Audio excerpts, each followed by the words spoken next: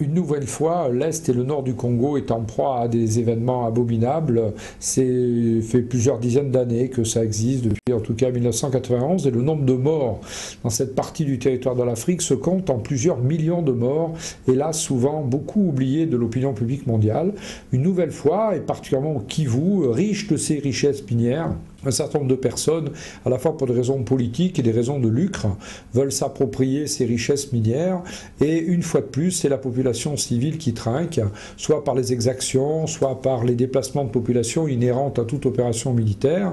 Et donc l'Union européenne ne saurait rester indifférente, et ce d'autant qu'elle a beaucoup investi dans la démocratie et le rétablissement d'un état de droit au Congo. C'est le sens de la résolution que nous votons demain, et qui rappelle que d'abord il n'existe pas de solution militaire, que c'est évidemment une solution politique d'abord intra-congolaise, mais aussi avec les pays voisins, le Rwanda, l'Ouganda et le Burundi plus particulièrement, mais aussi qu'il y a un problème humanitaire qu'il faut traiter, et traiter rapidement, puisque c'est de l'ordre d'1 million de réfugiés, 200 000 personnes qui ont besoin d'un secours immédiat, et la MONUC, qui est la mission des Nations Unies, doit remplir la plénitude de son mandat, et naturellement se protéger elle-même, mais s'il le faut, protéger les populations civiles et protéger l'action humanitaire développée par la communauté internationale.